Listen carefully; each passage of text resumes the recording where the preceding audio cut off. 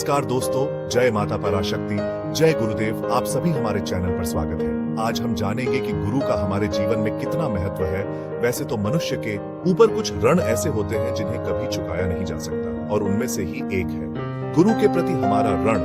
संस्कृत में गु का अर्थ है अंधकार और रू का अर्थ है प्रकाश, यानी गुरु वो है जो अंधकार को मिटाकर हमें प्रकाश की ओर ले जाए। यानी गुरु वो है जो अज्ञान रूपी अंधकार को मिटाकर हमें ज्ञान रूपी प्रकाश की ओर ले जाए। एक सच्चे और प्रामाणिक गुरु हमें अज्ञानता रूपी अंधकार से तो मुक्ति प्रदान करते हैं, परंतु वे हमें इस दावानल रूपी संसार से भी मुक्ति का मार्ग दिखाते हैं। उनके चरणों का आश्रय लेकर हम इस भौतिक जगत को सरलता से पार कर सकते हैं। हमारे शास्त्रों में और ग्रंथों में ऐसे कई प्रसंग आते हैं जिसमें एक शिष्य ने मात्र गुरु के प्रति शरणागत होकर ही इस भव सागर को पार कर लिया। श्रीमद् भगवत गीता में भगवान श्री कृष्ण अर्जुन से कहते हैं, अर्थात ज्ञान को प्राप्त करने के लिए विनम्रता पूर्वक गुरु के चरणों में प्रणाम करें, उनसे प्रश्न पूछें और उनकी सेवा करें। वे तत्वदर्शी ज्ञानी आपको ज्ञान प्रदान करेंगे।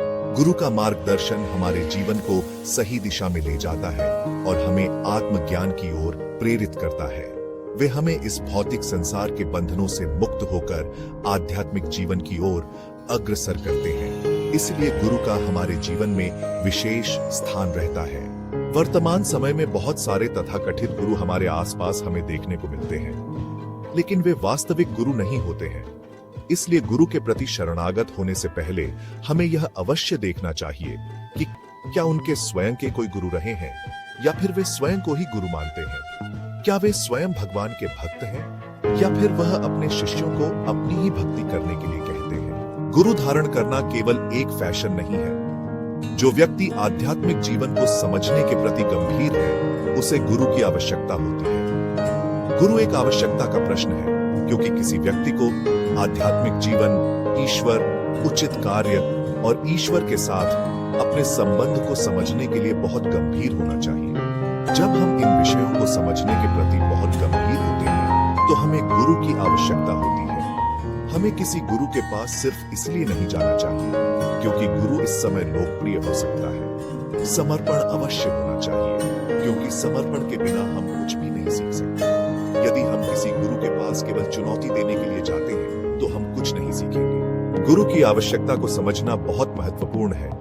आध्यात्मिक मार्ग पर चलने के लिए सही दिशा और मार्गदर्शन आवश्यक होता है। एक सच्चे गुरु के बिना हम अपने मार्ग में भटक सकते हैं और अपने लक्ष्य तक पहुंचने में कठिनाई महसूस कर सकते हैं। गुरु हमें न केवल सही दिशा दिखाते हैं, बल्कि हमें हमारे भीतर की गहराइयों को भी समझने में मदद करते हैं। इसलिए एक सच्चे गुरु की आवश्यकता को अनदेखा नहीं किया जा सकता। गुरु भगवान के समान अच्छा है। जब हम गुरु को सम्मान देते हैं, तो हम भगवान को सम्मान देते हैं।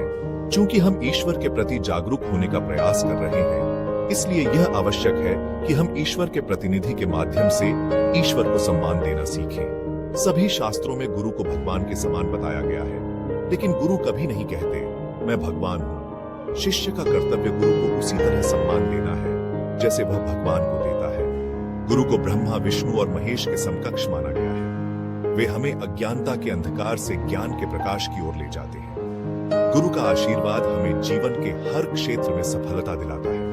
इसलिए शास्त्रों में गुरु को सर्वोच्च स्थान दिया गया है। गुरु की विनम्रता ही उनकी महानता का प्रमाण है। वे हमेशा अपने शिष्यों को आगे बढ़ने के लिए प्रेरित करते हैं। गुरु का हृदय करुणा और प्रेम से भरा होता है। उनका हर शब्द और हर कर्म शिष्य के जीवन में सकारात्मक बदलाव लाता है। गुरु की विनम्रता हमें सिखाती है कि सच्ची महानता सेवा और समर्पण में है।